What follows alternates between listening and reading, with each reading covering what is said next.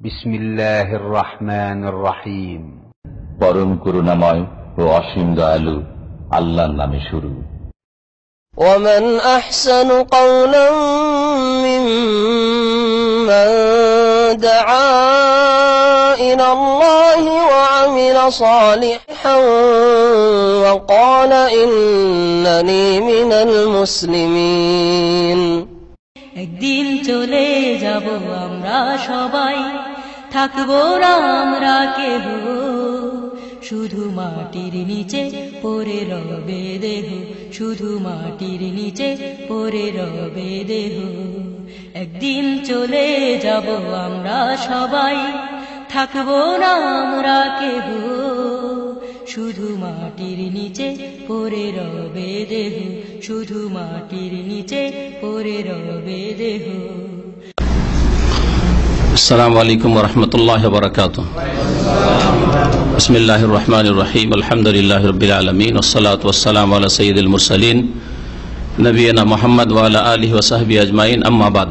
সম্মানিত শ্রোতা মণ্ডলী, আল্লাহ পাক রব্বুল আলামিনের প্রশংসা এবং রাসূলুল্লাহ সাল্লাল্লাহু আলাইহি সাল্লামের উপর সালাত ও সালামের পরে আল্লাহ পাকের অশেষ শুকরিয়া আদায় করি যে আজকে আমাদের মাঝে আমাদের শ্রদ্ধেয় বড় ভাই শেখ আবুল আখতার হাফিজাহুল্লাহ তাআলা তিনি উপস্থিত আছেন।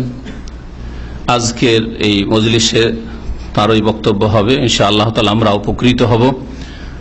তিনি আমাদের খুব আন্তরিক ঘনিষ্ঠ মানুষ, আর তার লেখাপড়া ঢাকা মাদ্রাসা মুহাম্মাদিয়া আরাবিয়া যাত্রাবাড়ি থেকে। তিনি খুব পুরাতন মানুষ, আমাদেরও সিনিয়র মানুষ। শেখ সাইফুদ্দিন বেলাল হাফিজাহুল্লাহ যে আল হাসান সেন্টারে আছেন আমাদের ভাই, ওনার ক্লাসমেট, ওনার সঙ্গী, দেশে একসাথেই মাদ্রাসা মুহাম্মাদিয়া আরাবিয়া থেকে লেখাপড়া করেছেন। তারপরে দীর্ঘদিন বেশ কয়েক বছর থেকে কাসিম সেন্টারে ছিলেন।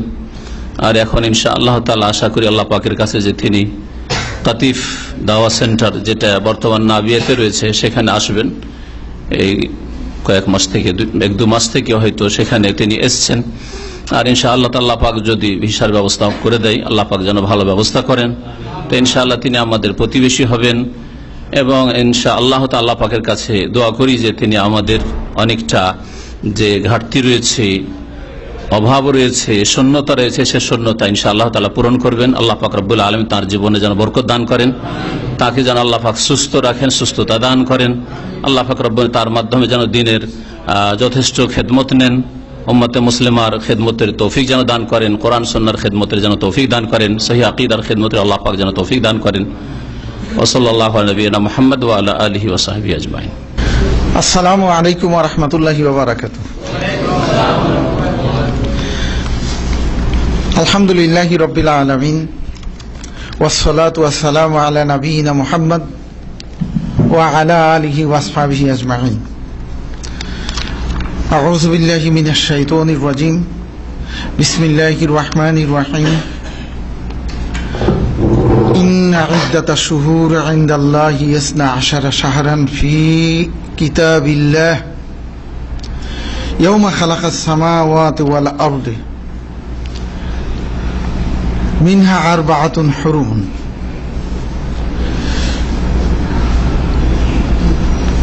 আল্লাহ রাব্বুল আলামিনের জন্যই সমস্ত প্রশংসা, যিনি এই বিদেশের মাটিতে আমাদেরকে বসার তৌফিক দিয়েছেন। অতঃপর দরুদ ও সালাম সাইয়্যিদুল মুরসালিন রাহমাতুল লিল আলামিন খাতামুন নবিয়্যিন মুহাম্মদুর রাসূলুল্লাহ সাল্লাল্লাহু আলাইহি ওয়াসাল্লামের উপর বর্ষিত হোক, এবং তার আহাল ও আয়ালের উপরও আল্লাহ রাব্বুল আলামিনের পক্ষ থেকে শান্তি বর্ষিত হোক, আমিন। তাই ভূমিকার কলেবর বৃদ্ধি না করে ভাই মতিউর রহমান সালাফি ভাই, যদিও আজকের কোনো প্রোগ্রাম ছিল না, হঠাৎ করে এসে পড়েছি, উনি একটু অনুরোধ করলেন যে আজকে আপনাকে একটু বক্তব্য রাখতে হবে। বলছেন অবশ্য উনি মাগরিবের আগে, তো আমি যদিও অস্বীকার করেছিলাম, কারণ অসুস্থ আমি। এখানে এসে কিছুদিন আগে আমার ওই হার্টের সমস্যা দেখা দিয়েছিল, বাইপাস সার্জারি হয়েছে। তবু আলহামদুলিল্লাহ এখন অনেকটাই ভালো। দোয়া করবেন আল্লাহ আমাকে শেফায়ে কামেলা দান করেন। তো তারপরেও যাই হোক, এই অনুরোধ রাখার জন্যই এই সামান্য কিছু বসে বসে একটু শুধু টুকে যে বসলাম, যে যাই হোক সবার সাথে অন্তত একটু পরিচয় হোক। অনেকদিন আগে একবার বা দুইবার এসেছিলাম। তো আজকে আমি প্রথমেই আপনাদের সামনে খুতবার পরেই একটি আয়াত তেলাওয়াত করেছি সূরা তাওবা থেকে। আল্লাহ রাব্বুল আলামিন কোরআনের মধ্যে বলছেন, ইন্না ইদ্দাতাশ শুহুরি ইনদাল্লাহি 12 শাহরান ফি কিতাবিল্লাহ। এই আয়াতটা পাঠ করার আগে এই বর্তমান যে মাসটি চলেছে, এই মাসটির নাম কি? মুহররম মাস। তাই সংক্ষিপ্ত বলবো যে এই মুহররম মাসকে কেন্দ্র করে দুনিয়াতে কিন্তু এই পর্যন্তই অনেক অনেক ঘটনাই কিন্তু ঘটে গেছে, এবং এই মুহররম মাসের রয়েছে একটি ঐতিহাসিক গুরুত্ব, যে গুরুত্বগুলো সংক্ষিপ্ত সময়ে বলা সম্ভব না হলেও হয়তো আপনারা অনেকেই জানেন, যেহেতু যোগ্য লোকের দর্শে আপনারা এখানে বসেন। তাই যে ঐতিহাসিক ঘটনাগুলো আমরা সামনে পাই, তার কিছু কিছু অকাট্য দলিল আমরা পাই, আর অনেকগুলো দলিল আমরা অকাট্য পাই না, দলিল পাই কিন্তু অকাট্য নয়। তাফসিরের মধ্যে অনেক ঘটনা আছে, কিন্তু সব তাফসিরের ঘটনাকে অকাট্য বলে গ্রহণ করা যায় না, আবার অকাট্য বর্জনীয় বলেও গ্রহণ করা যায় না। ইসরায়েলি কিছু রিওয়ায়েত রাসূলুল্লাহ সাল্লাল্লাহু আলাইহি ওয়াসাল্লাম বলছেন যে এগুলোকে তোমরা বিশ্বাসও করিও না, অবিশ্বাসও করিও না। এগুলোর মধ্যে যদি কোনো উপদেশ থাকে তাহলে সেগুলো তোমরা গ্রহণ করতে পারো। তাই এই সম্পর্কে আরবি এবং বিভিন্ন ভাষায়ও, আরব বিশ্বে আরবি ভাষায় এবং তার বাইরেও এর অনুবাদে অনেক অনেক রকম কিছুই পাওয়া যায়। তাই এই মুহররম মাস, এই মুহররম একটি মাসের যখন কথা বলবো তখন কিন্তু সেখানে দেখা যায় যে বাকি আরো কোনো মাস আছে কি না। বাংলাদেশে 6টি ঋতু, একটি ঋতুর নাম বললে কিন্তু বাকি 5টি ঋতুর প্রশ্ন আসে। তাই এই পর্যন্ত অনেক দেশেই দেখা যায়, কোন কোন দেশ আছে মাত্র সেখানে একটি ঋতু, কিছু কিছু দেশ আছে, একটা দেশ বা 2টি দেশ আছে যেখানে চির বসন্তের দেশ, সেখানে শুধু বসন্তকালই, সেখানে শীত গ্রীষ্ম বর্ষা হেমন্ত বলতে কোনো কিছু নাই, একটাই সেখানে। আবার কিছু দেশ আছে সেখানে মাত্র 4টি ঋতু। যে সৌদি আরবে আমরা এখানে আসছি, এখানে বাংলাদেশের মতো মনে হয় 6টি ঋতু নয়, আমার মনে হয় এখানে 4টি ঋতু। আমি ভালো করে কিন্তু জানি না এই সম্পর্কে, তবে আমি যতটুকু ধারণা করি এখানে ঋতু 4টি বা 3টা, এটাই আমরা সেখানে পাই। তারপরে কিছু কিছু দেশ আছে মাত্র সেখানে 2টি ঋতু। তাই ষড় ঋতুর দেশ হিসাবে আমাদের সেখানে বাংলাদেশ, তো বাংলাদেশ নিয়ে সেখানে ভারতের পশ্চিমবঙ্গ সহ এখানকার, কিন্তু সমস্ত ভারতে কিন্তু ষড় ঋতু আছে এটা কিন্তু নয়।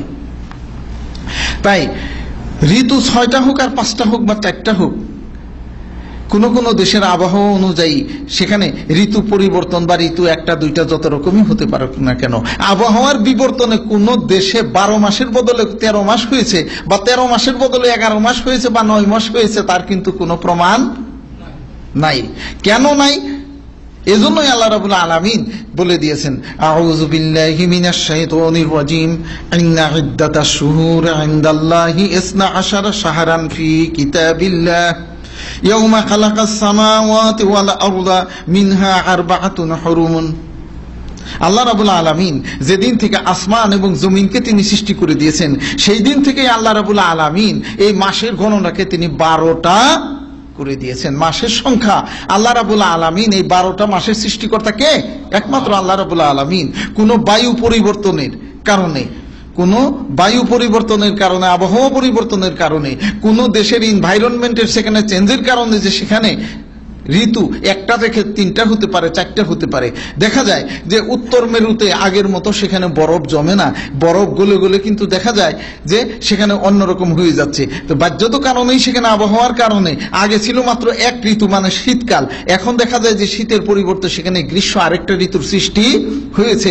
কিন্তু 12 মাসের বদলে 13 মাস হয়েছে, 13 মাসের বদলে 14 মাস হয়েছে, তা কিন্তু আজ পর্যন্ত কেউ হয়ও নাই, আজ পর্যন্ত হয় নাই, এবং হবে এই ধরনের কোনো ভবিষ্যৎবাণীও কেউ করতে পারে নাই। তাই আল্লাহ রাব্বুল আলামিন কোরআনের মধ্যেই কিন্তু সেই খবরটা আমাদেরকে দিয়ে দিয়েছেন যে যেদিন থেকে আসমান এবং জমিন আল্লাহ রাব্বুল আলামিন সৃষ্টি করেছেন, সেই দিন থেকেই কিন্তু এই 12টা মাস তিনি নির্ধারণ করে দিয়েছেন। তাই 12 মাসের মধ্যে আরবি মাস অনুসারে আমরা যেটা নাকি পাই তার মধ্যে একটা মাস হলো কি মুহররম মাস। মুহররম মাস। আর এই আরবি মাসের বাইরেও এই আরবি মাসটা হলো যে মুহররম মাস, এটা কি চান্দ্র মাস। এটা চান্দ্র মাস। চাঁদ উঠে এবং ডুবে, চাঁদের উঠা এবং ডুবাকে কেন্দ্র করে যে বৎসর হয় সেটা চান্দ্রবর্ষ। আর আহ্নিক গতি আর বার্ষিক গতির কারণে যে বৎসরটা হয় সেটা হলো কি সৌরবর্ষ। সূর্য উঠা এবং ডোবার কারণে যেটা হয় সেটা হলো কি সৌরবর্ষ। তাই সৌরবর্ষ হোক আর চান্দ্রবর্ষ হোক, চাঁদের অনুযায়ী হিসাব অনুযায়ী দেখা যায় যে আর সূর্যের ওঠা এবং ডুবা হিসাব অনুযায়ী 2 বছর, এই দুইটার হিসাব অনুযায়ী কিন্তু বৎসর শেষে 10 দিন বা 8 দিনের ব্যবধান হয়ে যায়। 10 দিন বা 8 দিনের ব্যবহার হয়ে গেলেও কিন্তু মাসের কোনো ব্যবধান হয় না। কেননা আল্লাহ রাব্বুল আলামিন আসমান এবং জমিন, আসমানকে সৃষ্টি করার পর সেই আসমানের মধ্যে আল্লাহ কি সেখানে স্থাপন করে দিয়েছেন চাঁদ এবং সূর্যকে। তাই যিনি চাঁদ এবং সূর্যকে স্থাপন করে দিয়েছেন তিনিই কিন্তু জানেন যে তাদের উঠা এবং ডুবার মাধ্যমে সেটা চান্দ্রবর্ষ হোক আর সৌরবর্ষ হোক, সেটা আহ্নিক গতি হোক আর বার্ষিক গতি হোক, যে কারণেই হোক মাস কিন্তু 12টাই। সেই জন্য আল্লাহ রাব্বুল আলামিন এই খবরটা দিয়ে দিয়েছেন যে যেদিন থেকে আসমান এবং জমিনকে আল্লাহ সৃষ্টি করেছেন সেদিন থেকেই কিন্তু তিনি এই 12 মাসের একটা হিসাব লাগিয়ে তিনি নির্ধারণ করে দিয়েছেন যে সারা বছরের মাস কয়টা, 12টা। তাই এই আরব দেশে, আরবি বিশ্বে এবং মুসলমানদের কাছে যেভাবে নাকি এই চান্দ্রবর্ষ হিসাবে আমরা গণনা করি কি সেখানে মুহররম, সফর, রবিউল আওয়াল, রবিউল সানি, ঠিক এমনি ভাবে সৌরবর্ষ হিসাবে যে মাসটা গণনা হয় সেটা কোনটা মাস? জানুয়ারি, ফেব্রুয়ারি, মার্চ, এপ্রিল, মে, জুন, জুলাই, এটাই কিন্তু হয়। তারপরেও কিন্তু বিভিন্ন দেশে বিভিন্ন সন প্রচলিত আছে। বাংলাদেশেই কিন্তু সেখানে 2 রকমের সন প্রচলিত আছে। বাংলা একটা সন, আরেকটা সন আছে সেটা মঘী সন। সেটা মঘী সন। মগরা যখন নাকি মঘের মুল্লুক সেখানে রাজত্ব, অর্থাৎ মঘের রাজত্ব বা মঘের মুল্লুক যখন সেখানে হয় সেই সময় থেকেই কিন্তু চিটাগাং অঞ্চলে এবং কুমিল্লার ত্রিপুরা অঞ্চলে একটা সন সেখানে প্রচলিত ছিল। এখনো অনেকে সেটা হিসাব করে। আমি কক্সবাজারে ছিলাম, সেখানে বৌদ্ধরাও কিন্তু ওই সনটাই বলে, কিন্তু তারা নিজেরা মগ দেখে মগ শব্দটা তারা নিজেরা ব্যবহার করে না। তবে প্রবীণ মুসলমানরা কিন্তু তাদের কাছে হিসাব আছে যে এটা মঘী সন। তবে সেই সনটা বাংলা সন হোক আর মঘী সন হোক সেটাও কিন্তু চন্দ্র, তাদের কাছেও কিন্তু মাস কয়টা? 12টাই। বাদশাহ আকবর যখন ক্ষমতায় আসে তার ক্ষমতার মাঝামাঝি এই দেখা যায় যে পূর্ব ভারতের অর্থাৎ এই বঙ্গভারতের বঙ্গ অঞ্চলে সেখানে খাজনা আদায়ের সুবিধার জন্য তিনি দৌলত কাজীকে তিনি হুকুম দিলেন যে এইখানে হিজরি সনের সাথে সম্পর্ক রেখে আরেকটা সন সেখানে কি নির্ধারণ করতে। তখনই কিন্তু বাংলা সনের সৃষ্টি হয়। যদিও বাংলা সন সেখানে সৃষ্টি হয়েছে, সেখানে কিন্তু দেখা যায় যে আগে আমরা দেখতাম জ্যৈষ্ঠ মাস 32 দিনে, 31 দিনে নয়। আপনারা কেউ দেখেছেন কিনা আমি জানি না। তখনকার পঞ্জিকায় কিন্তু ছিল। বাংলাদেশে দেখা যায় 2টা পঞ্জিকা, একটা হলো হিন্দুদের লোকনাথ পঞ্জিকা আর একটা মুসলমানদের মোহাম্মদী পকেট পঞ্জিকা। পরবর্তীতে ডক্টর মোহাম্মদ শহীদুল্লাহ মারহুম উনি কিন্তু এই বাংলা পঞ্জিকা সংশোধন করে তার অনেকটা সেখানে সৌরবর্ষের সাথে তিনি সামঞ্জস্য করে দিয়েছেন সেটা বাংলা একাডেমির মাধ্যমে। বাংলাদেশ স্বাধীন হওয়ার পরও কিন্তু এই সনের অনেকটা পরিবর্তন হয়েছে।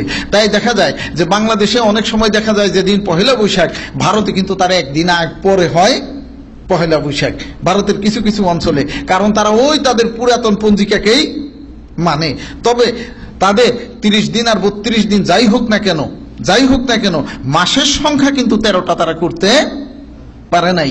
তো তার মধ্যে আমি যে আলোচনাটায় আসব এই সংক্ষিপ্ত মুহররম সম্পর্কে। এই মুহররম মাসকে কেন্দ্র করে মুসলিম বিশ্বের মধ্যে এবং মুসলিম সমাজের মধ্যে অনেক কিছু সেখানে প্রচলিত আছে। তাই আমরা সংক্ষিপ্তভাবে জানতে পারি যে আদম আলাইহিস সালামকে, আমি কিন্তু তার প্রমাণ সঠিক দিতে পারবো না, যেটা তাফসীর বা বিভিন্ন রকম ইয়ের মধ্যে আমরা পাই, গ্রন্থে পাই, যে আদম আলাইহিস সালামকে আল্লাহ রাব্বুল আলামিন যেদিন বেহেশত থেকে বের করে তিনি এই দুনিয়াতে প্রেরণ করেন, এখন সেটা শ্রীলঙ্কায় না কোন লঙ্কায় দিয়েছেন তার কিন্তু সঠিক ইতিহাস নাই। তবে পাওয়া যায়, সেটাকে বিশ্বাস এবং অবিশ্বাস করার মতো কোনো দলিলও কিন্তু আমাদের নাই। যে অবিশ্বাস করে উড়িয়ে দিব সেই দলিলও নাই, আর 100 ভাগ বিশ্বাস করব সেই দলিলও নাই। আর সেটাকে বিশ্বাস করলেও কিন্তু আমাদের আকীদার কোনো ক্ষতি হবে না, আর অবিশ্বাস করলেও কিন্তু সেটা আকীদার কোনো ক্ষতি হচ্ছে না। তাই সেই মাসটাও নাকি ছিল মুহররম মাস।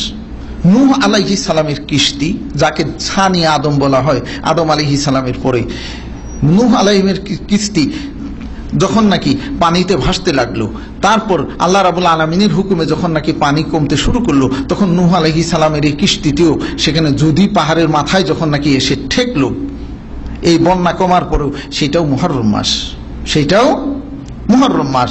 এখন তারিখটা সম্পর্কে কিন্তু অনেক ঐতিহাসিক এবং অনেক তাফসীরকারকও সেখানে বিভিন্ন আগের যুগের ইসরায়েলি রেওয়ায়েত নিয়ে, তাওরাত এবং ইনজিলের যারা নাকি অনুসারী তাদের কাছ থেকে কিছু ইতিহাস সংগ্রহ করে উনিরাও বলছেন যে সেই সময়টা ছিল কবে, 10ই মুহররম। তাই শুধু মুহররম মাস নয়, এই 10ই মুহররমকে কেন্দ্র করে কিন্তু একটা ঘটনা।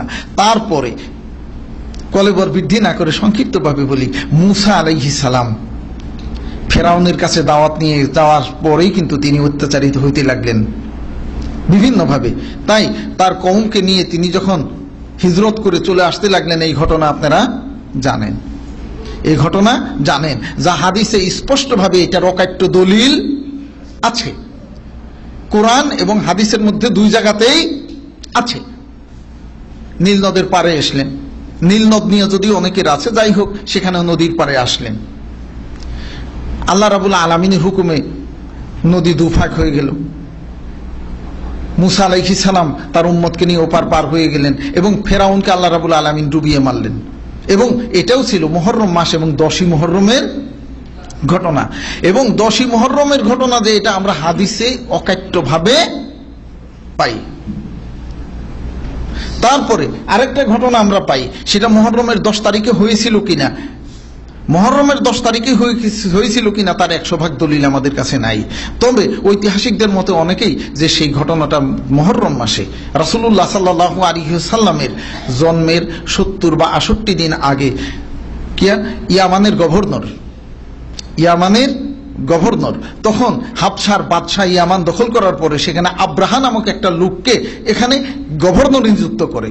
এই ইয়ামানে সেই আব্রাহার নেতৃত্বে কাবা ঘর ভেঙে দেওয়ার, কেন ভাঙতে আসছিল এই ঘটনাটা আপনারা জানেন এবং সূরা ফিলের মধ্যে তার অকাট্য দলিল আছে। বাদশাহ আব্রাহা যখন কাবা ঘর ভাঙতে আসে এবং আল্লাহ রাব্বুল আলামিন এই আব্রাহার হস্তি বাহিনীকে যেভাবে নাকি নিশ্চিহ্ন করে দিয়েছিল, যেটা সূরা ফিলের ঘটনা, এইটাও নাকি ছিল মুহররম মাস এবং 10 তারিখ। এটা আমরা পাই। তবে তার 100 ভাগ অকাট্য দলিল আমরা দিতে পারবো না। তবে রাসূলুল্লাহ সাল্লাল্লাহু আলাইহি ওয়াসাল্লামের জন্মের পরে এবং মুহররম মাসে এই ধরনের কোনো ঘটনা ঘটেছে ঐতিহাসিক, তার কোনো প্রমাণ আমরা পাই না। তবে রাসূলুল্লাহ সাল্লাল্লাহু আলাইহি ওয়াসাল্লামের মৃত্যুর পরে কতদিন পর, প্রায় 50 বছর পরে, হিজরি 61 হিজরির শেষ দিকে এবং 62 হিজরির প্রথম দিকে রাসূলুল্লাহ সাল্লাল্লাহু আলাইহি ওয়াসাল্লামের অত্যন্ত প্রিয় দৌহিত্র আলী রাদিয়াল্লাহু আনহুর ছেলে হুসাইন রাদিয়াল্লাহু আনহু, তিনি সেখানে সপরিবারে, ধরতে গেলে শুধু নারী, শিশু এবং একমাত্র অসুস্থ পুত্র জয়নুল আবেদিনকে বাদ দিয়ে আর সবাইকে যুদ্ধ করতে উপযুক্ত সক্ষম এই ধরনের সবাইকে নিয়ে তিনি কারবালার ময়দানে সেখানে শহীদ হন। এটা কিন্তু রাসূলুল্লাহ সাল্লাল্লাহু আলাইহি ওয়াসাল্লামের জন্মে এই মৃত্যুর 50 বছর পরের ঘটনা। তাই এটাই কিন্তু আমরা সেখানে এই ঘটনাটাকে পাই। তাই দেখা যায় যে মুসলিম বিশ্বের মধ্যে এই মুহররমকে কেন্দ্র করে যে সমস্ত ঘটনা ঘটেছে, এখন এই ঘটনার মধ্যে আমাদের করণীয়টা কি, আর এই ঘটনার কতটুকু সত্যই বাকি। তাই হোক, আগের ঘটনাকে বাদ দিয়ে এই কারবালার ঘটনাকে নিয়ে যদি নাকি আমরা বিশ্লেষণ করি, এই কারবালার ঘটনাকে কেন্দ্র করেই কিন্তু বাংলাদেশের মধ্যে এখন 2টা দল হয়ে গেছে আলেম ওলামাদের মধ্যে। এক দল অপর দলকে বলতেছে এরা এজিদের বংশ,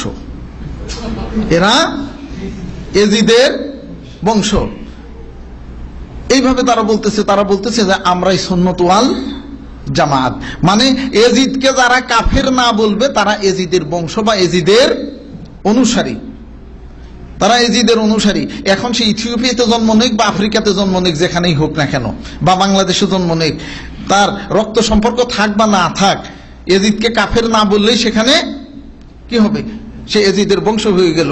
যাই হোক, এই মুহররমের ঘটনাকে কেন্দ্র করে পুরো কারবালার ঘটনা কিন্তু এই সংক্ষিপ্ত সময়ের মধ্যে বলা সম্ভব নয়। তবে অতটুকুই বলি যে হুসাইন রাদিয়াল্লাহু আনহু ইরাকবাসীদের, ইরাক রাসূলুল্লাহ সাল্লাল্লাহু আলাইহি ওয়াসাল্লাম বেঁচে থাকতেই কিন্তু তিনি নজদের দিকে, নজদ বলতে কিন্তু উঁচু ভূমি, নজদ বলতে উঁচু ভূমি, তাই দেখা যায় যে আল কাসিম এবং রিয়াদ সহ যে অঞ্চলটা, এটাও কিন্তু নজদ, এটাও নজদ। কিন্তু রাসূলুল্লাহ সাল্লাল্লাহু আলাইহি ওয়াসাল্লাম তার পবিত্র অঙ্গুলি অনুসরণ উঠিয়ে যে নজদের দিকে তিনি ইশারা করেছিলেন, সেটা ছিল মদিনা থেকে কোন দিকে, উত্তর দিকে, মদিনা থেকে উত্তর পূর্ব দিকে, যে এইখান থেকে শয়তানের শিং উঠবে, এখান থেকে শয়তানের শিং উঠবে, এবং সেটা ছিল পুরো ইরাকের দিকে, কারণ মদিনার থেকে ইরাকের ওই ভূমিটা হলো উঁচু উঁচু, এই দিক থেকে সেখানে উঠবে, এটাই তিনি বলে গেছিলেন।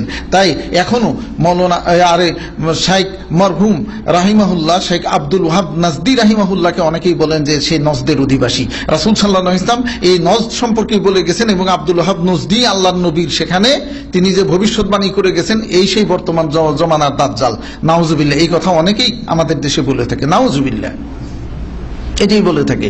কিন্তু দেখা যায় সেই নজদের মধ্যেই আলী রাদিয়াল্লাহু আনহুকে শহীদ করা হয়েছিল কোথায়, কোথায় না, কুফাতে। আলী রাদিয়াল্লাহু আনহুকে শহীদ করা ছিল ইরাকে, কুফাতে, কুফাতে। এবং মুসলিম বিশ্বের মধ্যে যখন নাকি ইসলামের নামে যত ফিতনা, যত রকম হাদিস জাল করা, সবকিছু কিন্তু হয় এই কোথায় থেকে, ইরাক থেকে, ইরাক থেকে, এখান থেকে। তারপরেও দেখা যায় যে ইসলামের আগেও কিন্তু নবুয়তি শিক্ষার মধ্যে শয়তানের শিক্ষার নামে তন্ত্র মন্ত্রের যে প্রচলনটা হয়, সেটা কোথায় থেকে, ইরাক থেকে। বাবেলে হারুত ওয়া মারুত, বাবেল শহরটা কোথায়, ইরাকে, যেটাকে ব্যাবিলন বলা হয়, যেটাকে প্রাচীন ব্যাবিলন বলা হয়, এখান থেকেই কিন্তু। তাই রাসূলুল্লাহ সাল্লাল্লাহু আলাইহি ওয়াসাল্লাম তার কিন্তু বহু পরেই তিনি কিন্তু কোরআনের ওইটার পরেই হয়তো তিনি, যাই হোক, রাসূল সাল্লাল্লাহু আলাইহি ওয়াসাল্লাম যা বলতেন তিনি নবুয়তের ওহী ছাড়া কখনো কোনো কিছু বলতেন না।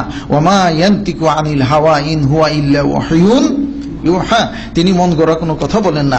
যখনই তার কাছে স্বর্গীয় প্রত্যাদেশ হয়, তখনই কিন্তু তিনি সেই কথাটা বলেন। তো যাই হোক, হুসাইন রাদিয়াল্লাহু আনহু ইরাকবাসীদের মিথ্যা কি ওয়াদাতে, মিথ্যা প্রলোভনে যে আপনি আসুন, আপনার কাছে আমরা বায়াত করব, অনেক চিঠি লিখে তাকে নিয়ে, সাহাবায়ে কেরামের মধ্যে অনেকেই বাধা দিয়েছিলেন। আব্দুল্লাহ বিন আব্বাস তাকে বললেন যে আপনি যখন যাচ্ছেন ইরাকে, আপনি পরে যান, আপনি হজের পরে যান, হজে সব মানুষ আসবে, তাদের সাথে জিজ্ঞাসাবাদ করে ইরাকের কি অবস্থা। সত্যিকার ইরাকবাসীরা কিন্তু ওয়াদা তারা খেলাপ করে, ওয়াদা খেলাপ করে, আপনি পরে যান। তিনি বললেন যে না, আমি সিদ্ধান্ত নিয়েছি। তখন উনিরা সবাই বললেন যে তাহলে আমরা শহীদকে বিদায় দিলাম, আপনি যান, কিন্তু পরিবার পরিজন যাবেন না। কিন্তু উনি বলছেন যে আমি সিদ্ধান্ত নিয়েছি। যা হোক, সেখানে যাওয়ার পর ইরাকবাসীরা তখন বলল যে না, আমরা আপনাকে কোনো চিঠি দেইনি। উনি যখন চিঠি বের করে দেখালেন, বলছে হ্যাঁ চিঠি দিয়েছি, কিন্তু আপনাকে কোনো সহযোগিতা আমরা করতে পারবো না। উনি তখন ফোরাত নদীর পারে সেখানে কারবালা অঞ্চলের দিকে চলে গেলেন, যখন তারা কোনো সহযোগিতাই করতে পারবে না। সীমারের তখন ইরাকের গভর্নর ছিল উবাইদুল্লাহ বিন জিয়াদ, এবং উবাইদুল্লাহ বিন জিয়াদের সিপাহ সালারে আজম যে ছিল, সে ছিল সীমার বিল জুলজিছান। আর সীমার কে ছিল? ফাতেমা রাদিয়াল্লাহু আনহার মৃত্যুর পরে আলী রাদিয়াল্লাহু আনহু যে দ্বিতীয়বার আবার বিয়ে করেছিলেন, সেই স্ত্রীর ছিল আপন ভাইপো, কে? সীমার। এবং সীমারের আপন 4 জন ফুফাতো ভাইও তখন হুসাইন রাদিয়াল্লাহু আনহুর সাথে কারবালাতে ছিলেন, তারাও শহীদ হয়ে গেছিল। সীমার তাদেরকে বলছিল যে তোমরা চলে আসো, কিন্তু তারা বলে নেই, রাজি হয়নি যে না, কখনই না, আমার ভাইকে ছেড়ে আমরা যাব না। যাই হোক, সেখানে উবাইদুল্লাহ বিন জিয়াদের সাথে হুসাইন রাদিয়াল্লাহু আনহুর একরকম বোঝাপড়া হয়ে গেছিল। উনি 3টা প্রস্তাব দিয়েছিলেন যে আমি যেখান থেকে এসেছি তোমরা আমাকে সেখানে যেতে দাও, আমি মদিনা থেকে এসেছি, মদিনাতে যেতে দাও, অথবা তোমরা আমাকে দামেস্কে যেতে দাও, আমি এজিদের সাথে দেখা করব, এজিদের সাথে আমি পরামর্শ করব। তবুও নয়, তাও মানে নাই। শেষ উনি প্রস্তাব দিলেন, মুসলিম সেনাবাহিনী সীমান্তে যেখানে জেহাদ করতেছে আমি সেখানে শরীক হয়ে তাদের সাথে জেহাদে শরীক হবো, তোমরা আমাকে সেখানে যেতে দাও। কিন্তু তাও যেতে দেয়নি। বাধ্য হয়ে শেষ পর্যন্ত তিনি কি করলেন, এই অসম যুদ্ধে সেখানে হয়ে গেলেন যে মরতেই যখন হবে তাহলে এইভাবে কেন, এইভাবে কেন। এটাই ছিল সেখানে কি ন্যায় অন্যায়ের একটা যুদ্ধ। উনি ন্যায়ের পথে ছিলেন, তারা অন্যায়ের পথে ছিল। যদিও ওবায়দুল্লাহ বিন জিয়াদ রাজি হয়ে গেছিল যে না তাকে ছেড়ে দেওয়া হোক, যাক, কিন্তু সীমার রাজি হইতে দেয়নি। সেনাবাহিনীর সব নেতৃত্ব, কমান্ডিং ক্ষমতা তার হাতেই সেখানে ছিল।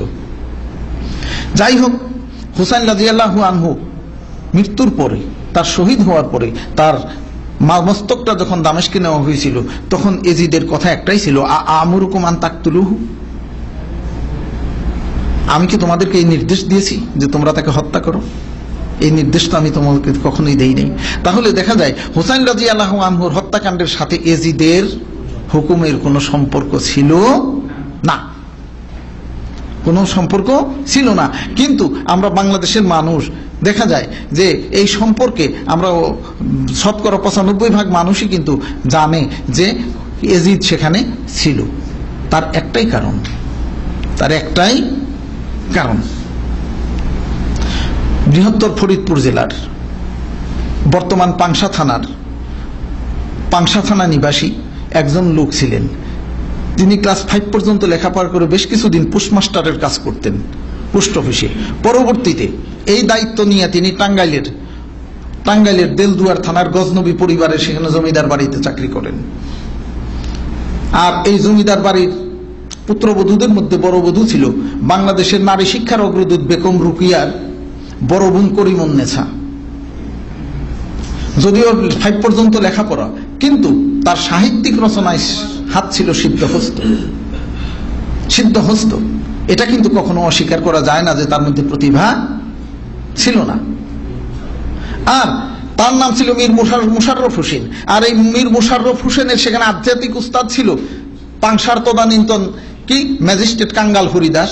আর কাঙ্গাল হরিদাস এবং মীর মুশাররফ হোসেন দুইজনের যৌথ উস্তাদ ছিল লালন ফকির। আপনারা ইন্টারনেটে দেখতে পারেন সেখানে লালন অ্যান্ড হিজ প্রফেসি নামে যে সেটা প্রকাশ পেয়েছে, এবং কি আরো কয়েকটা সেখানে হয়তো প্রকাশ করেছে তারা, সেখানে কিন্তু এটা স্পষ্টই সেখানে আছে। এবং মীর মুশাররফের কয়েকটা বইয়ের মধ্যে, ছোট বইয়ের মধ্যে আমি পড়েছি যে লালন ফকিরের সাথে তার কি সম্পর্ক ছিল। এই মীর মুশাররফ হোসেন তার কাব্যরসে ডুব দিয়ে সেখানে কাব্যিক রূপ দিলেন কারবালার ঘটনাকে, এবং বিষাদ সিন্ধু নামে একটা বই রচনা করলেন। তিনি অত্যন্ত অভাবী লোক ছিলেন এবং মানুষের মনও জয় হয়ে গেল এই বিষাদ সিন্ধু বিক্রি করে, কিন্তু তার পরিবার তিনি চালাইতেন। তো এইভাবেই দেখা গেল যে তার 95% বেশি সেখানে মিথ্যা এবং বানোয়াটি। আর এই বিষাদ সিন্ধুকে কেন্দ্র করেই দেখা গেল যে বিভিন্ন কবিতা, বিভিন্ন গান, বিভিন্ন কোনো কিছুই সেখানে হয়ে গেল।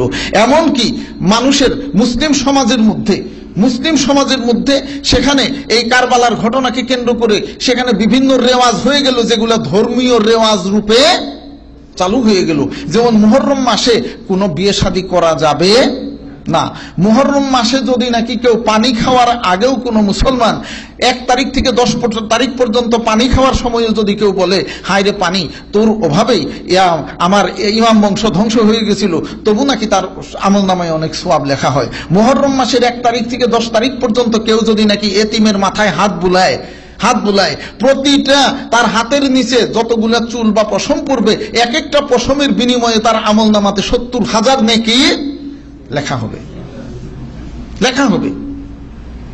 আগে আমরা ছোট থাকতে এইটাই দেখতাম। তারপরে ফকিররা পর্যন্ত সেখানে ভিক্ষা করতে এইটাই, হায় মুহররমের 10 তারিখে কি ঘটাইলা রব্বানা। হ্যাঁ, এইভাবে সেখানে মুহররমের চাঁদ তরে বলি কেন তুই উদয় হলি এসে দুনিয়ায়, সুখের নাও ভাষাইলি ইমাম বংশ ধ্বংসায় হই তুই উঠে দুনিয়ায়। এইভাবে অনেক কিছুই সেখানে। একই ঘরে 3 জন গোরারি এজিদারি জেলখানায়, মায়েরাই জিয়েরারি আরোরারি সখী নাই, একই ঘরে 3 জন গোরারি এজিদারি জেলখানায়, এভাবে সেখানে মন গলানো কিছু গজল টজল গেয়ে ফকিররা পর্যন্ত কিন্তু সেখানে ভিক্ষা করে। আর 10 তারিখের দিন তারা বিশেষ মোনাজাত বা ওই ধরনের করে। তারপরে দেখা গেল বাদশাহ আকবরের সময় ইরানের সেখানে বাদশাহ আকবরের প্রধান যে নাকি উপদেষ্টা ছিল বৈরাম খান, তিনি কট্টর শিয়া, তিনি ছিলেন কট্টর শিয়া। এবং সেই সময় শিয়া আকিদা এবং শিয়াদের কৃষ্টি কালচার এই ভারত উপমহাদেশের মধ্যে ঢুকে পড়ল।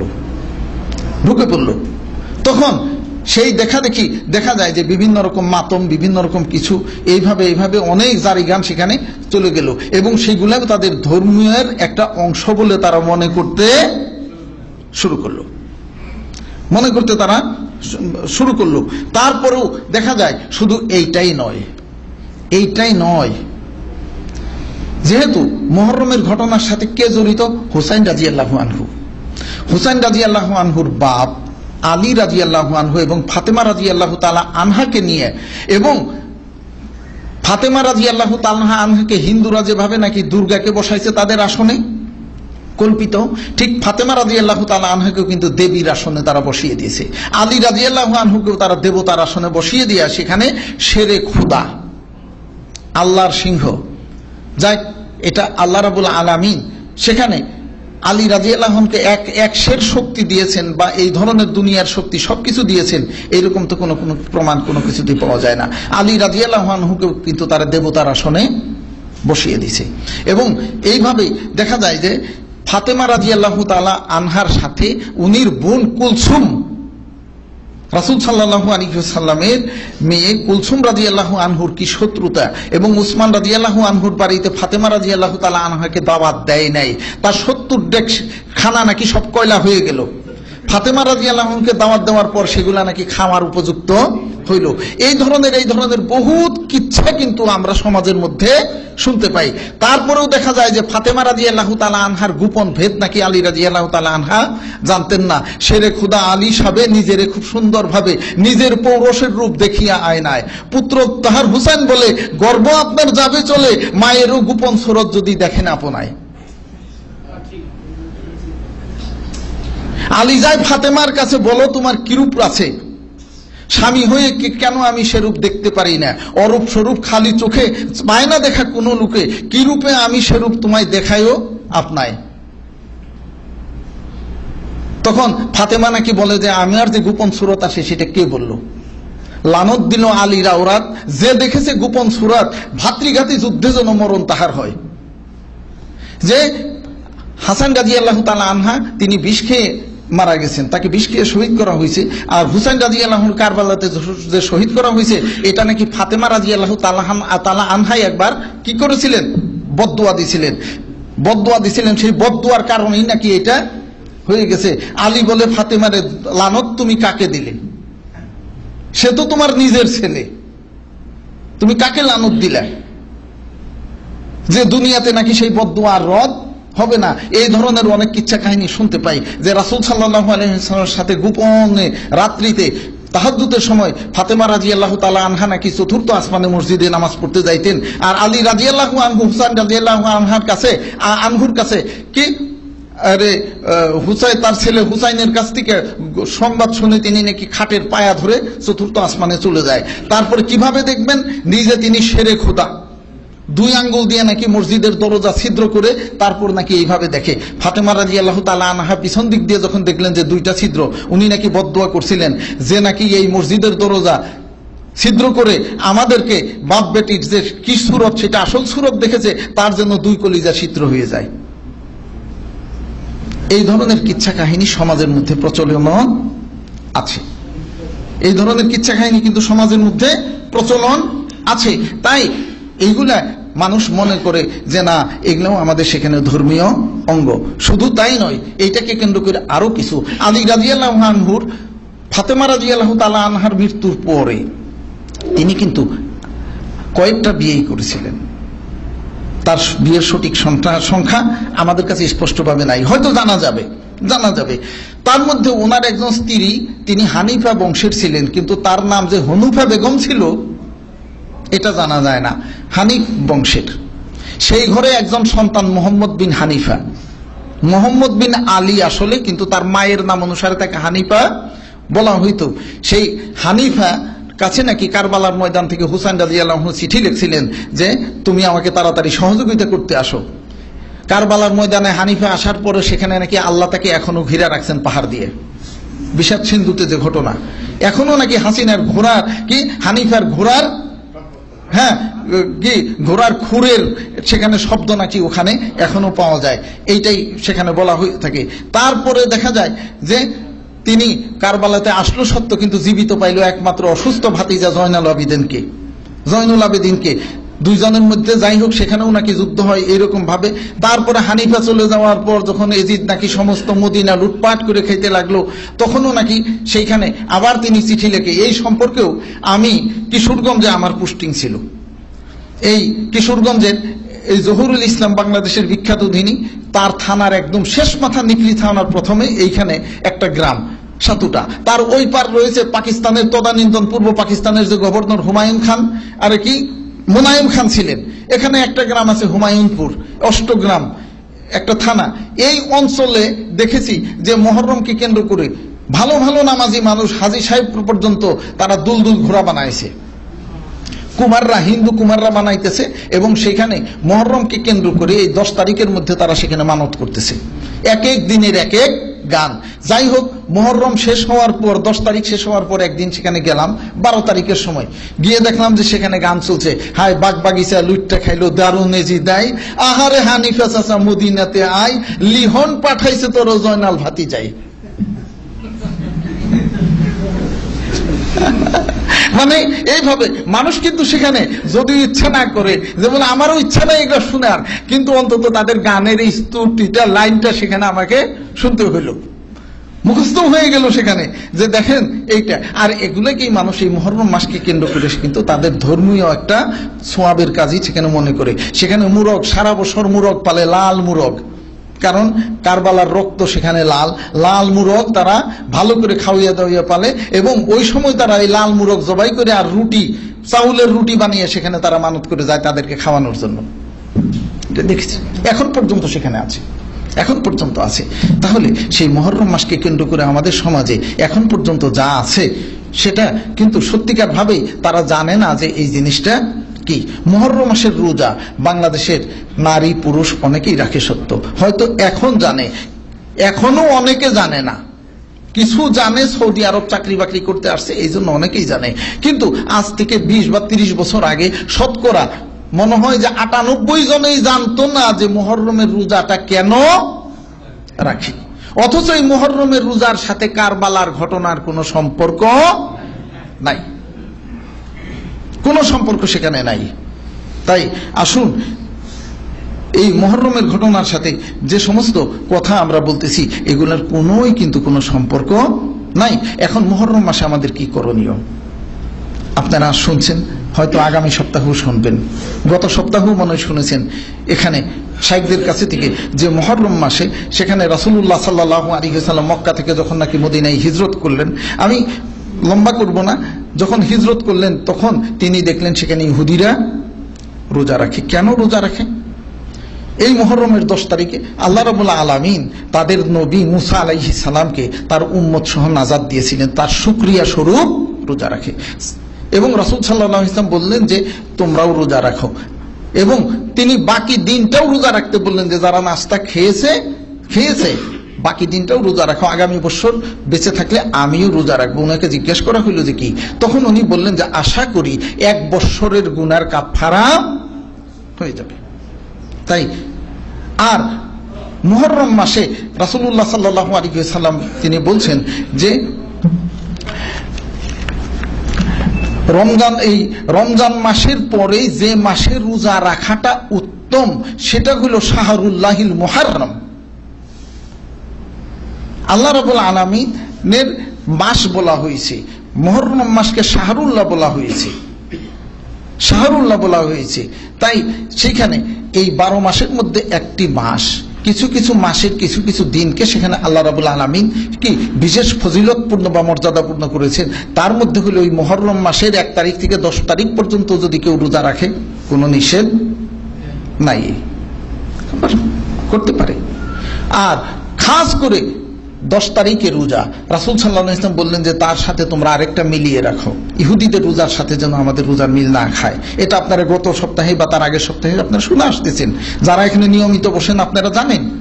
তাই এই দিকে আর যাবো না। তাই রমজান মুহররম মাসকে কেন্দ্র করে আমাদের কোনো ইবাদত, সেটা হলো কি আশুরার রোজা, এবং 10 তারিখের আগে এবং পরে মিলিয়ে রাখার। 10 তারিখ, 11 তারিখ, 12 তারিখ, 9 তারিখ, 10 তারিখ, 11 তারিখ, অথবা 9 তারিখ, 10 তারিখ, বা 1 তারিখ থেকে নিয়ে পুরো 10 তারিখ, 11 তারিখ সহ সেখানে 11টাই সেখানে কেউ রেখে দিল, রাখতে পারে। এতটুকুই কিন্তু এটাই আমাদের করণীয়, এর বাইরে কিন্তু আমাদের কিছু করণীয় নয়। হ্যাঁ, আরেকটা করণীয় আছে। যারা এই দেশ থেকে বাড়িতে যাবেন তারা এই বিষাদ সিন্ধু সম্পর্কে শোনার পরও, এই আলোচনা শোনার পরও মুহররম মাসের রোজার কি ফজিলত এবং মুহররম মাসে এই সমস্ত ঘটনা কি, সেইগুলোর সঠিক তথ্যটা তুলে ধরাটা আমাদের করণীয়। যেহেতু এই মাসকে কেন্দ্র করে শিরক, বিদআত এবং মিথ্যার সরাসরি সেখানে হচ্ছে। যদি তারা আপনাদের কাছে দলিল চায় তাহলে কি দিবেন? একটাই আয়াত, বেশি দরকার নাই। দরকার আছে কিন্তু হয়তো আপনি তাদের সাথে পারবেন না। আউযু বিল্লাহি মিনাশ শাইতানির রাজিম, ওয়ামা আতাকুমুর রাসূলু ফাখুযুহু ওয়ামা নাহাকুম আনহু ফান্তাহু। রাসূল তোমাদেরকে যে জিনিস দিয়েছেন তোমরা সেটাই গ্রহণ করো। কে দিয়েছেন? রাসূল সাল্লাল্লাহু আলাইহি ওয়াসাল্লাম মুহররম মাস সম্পর্কে আমাদেরকে কি দিয়েছেন উপহার? আল্লাহর পক্ষ থেকে সিয়াম। তার সওয়াব কি? 1 বছরের গুনাহ কাফারা। এবং তিনি যা নিষেধ করেছেন তা বিরত থাকো। তাই কোন মানুষ মৃত্যুর পর তার পক্ষ থেকে বুক চাপড়ানো বা এই ধরনের কোন মরসিয়া গাওয়া, এটা কিন্তু ইসলামের মধ্যে কোনোদিনই নাই। এটা ইসলামের মধ্যে কখনো নাই। তাই এই সম্পর্কে শেষ করার আগে যে এতটুকুই বলি যে আমাদের সমাজে মুহররম মাসকে কেন্দ্র করে যত জারি গান বা যত কিছু হয় বা এই ধরনের অনেক কিছুই হয়, সেগুলো যে সত্যিকার মিথ্যা এটা কি জানিয়ে দিবেন। এক সময় ছিল জানাতে কোনো অসুবিধা নাই, কিন্তু এখন বিভিন্ন রকম টিভি বা বিভিন্ন মিডিয়া সত্যিকার ভাবে এইগুলা মানুষের মধ্যেও কিন্তু একটা বিভ্রান্ত সৃষ্টি করে দিয়েছে সেখানে। তাই আপনারা সত্যিকার ভাবে বলবেন যে কোরআন এবং হাদিসের সাথে আপনারা মিলিয়ে দেখুন, যে এবং সত্যিকার ইতিহাসের সাথে আপনারা মিলিয়ে দেখুন। যারা ন্যূনতম ইসলামী ইতিহাস ইন্টারমিডিয়েট ক্লাসে, আইএ ক্লাসে পড়ে, তাদের কাছেও জিজ্ঞেস করুন যে এই কারবালার ঘটনার সাথে সেখানে কার কার সেখানে সম্পর্ক ছিল আর কার কার সম্পর্ক ছিল না। ইয়াজিদ নিঃসন্দেহে তিনি স্বেচ্ছাচারী ছিলেন, এটা আমরা অস্বীকার করতে পারি না, কিন্তু তাই বলে তাকে অমুসলমান বলার মতো কোন দলিল আমাদের কাছে মোটেই নাই। আর স্বেচ্ছাচারিতা করে তিনি সিংহাসন দখল করেছিলেন সত্য, মুসলিম বিশ্বের ক্ষমতা কবজা করেছিলেন সত্য, কিন্তু মুসলিম বিশ্বের জন্য তার কি কোনো করণীয় ছিল না? অবশ্যই তার কোনো অবদান ছিল। রাসূলুল্লাহ সাল্লাল্লাহু আলাইহি ওয়াসাল্লামের মৃত্যুর পর মুসলমানদের যখন প্রথম নৌবাহিনী গঠন হয় স্পেন বিজয়ের প্রাক্কালে, তখন সেই নৌবাহিনীর প্রথম যে নাকি অ্যাডমিরাল নৌ সেনাপতি নিযুক্ত হয়েছিল সে কে? ইয়াজিদ। সে ছিল ইয়াজিদ বিন মুআবিয়া রাদিয়াল্লাহু আনহু। Yazid bin Muawiya. তাই এই খেদমতকে কিন্তু কখনো খাটো করে দেখা যায় না। তারপরে সেখানে স্বেচ্ছাচারিতার জন্য সেখানে আল্লাহর কাছে সে শাস্তি পাবে। আর ইয়াজিদ ক্ষমতায় এসে কি কোরআন হাদিসকে রহিত করে দিয়েছিল? নামাজকে 4 ওয়াক্তের বদলে 5 ওয়াক্তের বদলে 10 ওয়াক্ত করেছিল বা 3 ওয়াক্ত করেছিল? হ্যাঁ, ইয়াজিদ ক্ষমতায় আসার পর রাসূলুল্লাহ সাল্লাল্লাহু আলাইহি ওয়াসাল্লামের কবরের মধ্যে কোনো উরসের ব্যবস্থা করেছিল? কই, তা তো কখনো করে নাই, তা তো সেখানে করে নাই। তাই আজকে যারা বিভ্রান্তি ছড়াচ্ছে, সতর্কতার সাথে আপনারা তাদেরকে দাওয়াত দেন, তাদের কাছে তাবলীগ করেন। আর আরেকটা ঘটনা যে রাসূলুল্লাহ সাল্লাল্লাহু আলাইহি ওয়াসাল্লামের সেখানে কন্যা কুলসুম এবং ফাতেমা রাদিয়াল্লাহু আনহুকে নিয়ে যে সমস্ত জারি গান, এগুলোও কিন্তু 100% মিথ্যা ছাড়া আর কোনো কিছুই না। 100% সেখানে মিথ্যা। আরো কিছু বলে থাকে যে হুসাইন রাদিয়াল্লাহু আনহুর মাথা যখন দামেস্কে নেওয়া হয় তখন ফাতেমাকে ডেকে নাকি ইয়াজিদ বলল যে আমি মদিনা থেকে খুরমা এনেছি তোমার জন্য। তখন হুসাইন রাদিয়াল্লাহু আনহুর মাথা নাকি দেওয়া হয়, উনি নাকি তখন বলে যে বাকিটুকু দাও, আমি জোড়া লাগাবো। জোড়া লাগাবো। এই ঘটনাগুলো মিথ্যা। উড়িয়া যায় রে জোড়ার কবুতর, বেঁধে রাখা হলো দায়, আজ বুঝি কারবালার আগুন লাগলো ফাতেমার গায়ে। আসমান থেকে আল্লাহ বলে, ও জিব্রাইল বাতাস করো ফাতেমার গায়ে। কারবালার ঘটনার সময় কি ফাতেমা রাদিয়াল্লাহু আনহা জিন্দা ছিলেন? উনি কবে মৃত্যুবরণ করেছেন? রাসূলুল্লাহ সাল্লাল্লাহু আলাইহি ওয়াসাল্লামের মৃত্যুর 6 মাস পরেই ফাতেমা রাদিয়াল্লাহু তাআলা আনহা মৃত্যুবরণ করেছেন। তিনি মৃত্যুবরণ করেছেন। তাই এই কারবালা পর্যন্ত বেঁচে থাকার কোনো প্রশ্নই আসে না। তাই আসুন আমরা সেই আমাদের জাতীয় কবি নজরুল, তিনি যদিও নাকি অনেক কবিতার মধ্যে উল্টাপাল্টা করেছেন, কিন্তু কিছু কিছু ক্ষেত্রে মুহররম কবিতার মধ্যেও কিন্তু সেখানে তিনি কিছু সত্য কথাও সেখানে বলে মুসলমানদেরকে উপদেশ দিয়ে গেছেন। কত মুহররম গেল, চলে গেল বহুকাল, ভুলিনি গো আজই সেই শহীদের লহুলাল। মুসলিম তোরা আজ জয়নাল আবেদিন, হাই হুসেন বলে আর কাটাবি কতদিন। হাই হুসেন হচ্ছে না, যে একমাত্র জয়নুল আবেদিন জিন্দা ছিল, তোরা সবাই জয়নাল আবেদিন। আর কত সেখানে ফিরে এলো আজও সেই মুহররম মাহিনা, ত্যাগ চাই মুর্শিয়া ক্রন্ধন চাহিনা। উসনিস কোরআনের হাতেতে আরবির, দুনিয়াতে নত নয় মুসলিম কারশির। তবে শোনো ওই শোনো বাজিছে দামামা, শমশের হাতে নাও বাঁধো শিরে আমামা। নওশার সাজ নাও খুন খোঁচা আস্তিন, ময়দানে লুটাতে রে লাশ আস খাস দিন। আজগর সম দিব বাচ্চারে কুরবান, জালিমের দাঁত নিব দেব আজ গুরজান। সকিনার শ্বেত বাস দিব মাতা কন্যায়, কাশিমের মতো দিব জানরুদি অন্যায়। মুহররম কারবালা কাঁদে হাই হুসেনা, দেখো মুসলিম মরু সূর্য যেন সে খুন শুষে না। তিনি বলে দিয়েছেন যে না, ত্যাগ চাই মুর্শিয়া ক্রন্ধন চাহিনা। ফিরে এলো আজও সেই মুহররম মাহিনা, ত্যাগ চাই মুর্শিয়া ক্রন্ধন চাহিনা। মুসলিম বিশ্ব তোমরা হুঁশিয়ার হয়ে যাও। হুসাইন রাদিয়াল্লাহু আনহু যেভাবে মুনাফিক এবং মিথ্যাকদের, কপটদের সেখানে কথায় বিশ্বাস করেছিল, তোমরা কিন্তু সেভাবে হয়েও না। তাই মুহররমের শিক্ষা থেকে আমরা এতটুকুই গ্রহণ করতে পারি যে সেখানে লাশের নিয়া যে না ইমাম সাহেবরা পানি খায় নাই আর চাক্কু মেরে রক্ত বের করার শিক্ষা নয়। সেখানে আমাদের হুঁশিয়ার সাহাবায়ে কেরামের রাসূল সাল্লাল্লাহু আলাইহি ওয়াসাল্লাম মৃত্যুর পরে যে সবচেয়ে মর্মান্তিক ঘটনা তার পরিবারে ঘটে দিল। সব মুসলিম বিশ্বকে যদি আমরা এক পরিবার মনে করি, তাহলে এই কপট মুনাফিকদের কথায় যেন আমরা বিশ্বাস না করি, আমরা যেন বিশ্বাস না করি। তাই সাবধান, আমাদেরকে কিন্তু সেই সময় এসে গেছে। অত্যন্ত সাবধানতার সাথে কিন্তু আমাদেরকে চলতে হবে। বিভিন্ন দেশ, বিভিন্ন গ্রুপ, বিভিন্ন কিছুই সেখানে এসে গেছে। তাই সাবধান। আল্লাহ আমাদেরকে রাসূলুল্লাহ সাল্লাল্লাহু আলাইহি ওয়াসাল্লামের খাঁটি সুন্নাহর উপর চলার তৌফিক দিন। আর একটাই কথা, আউযু বিল্লাহি মিনাশ শাইতানির রাজিম, ইত্তাবিউ মা উনজিলা ইলাইকুম মির রাব্বিকুম ওয়া লা তাত্তাবিউ মিন দুনিহি আউলিয়া। আল্লাহর পক্ষ থেকে তোমাদের কাছে যে জিনিস নাজিল হয়েছে সেইটারই অনুসরণ করো, আর তাকে বাদ দিয়ে কোন ওলিয়া উলিয়ার অনুসরণ করিও না। যুগে যুগে বহু ওলিয়া উলিয়া কিন্তু আত্মপ্রকাশ করেছে। কেউ নিজেকে আউলিয়া বলেও নাই, তাকে আউলিয়ার আসনে বসিয়ে কিন্তু অনেকে ফায়দা লুকার চেষ্টা করছে এবং এখনো করতেছে। না, কাকেই নয়, একমাত্র রাসূলুল্লাহ সাল্লাল্লাহু আলাইহি ওয়াসাল্লামকে আমরা খাঁটিভাবে অনুসরণ করব। এটাই যেন আল্লাহ আমাদেরকে তৌফিক দেন, আমিন।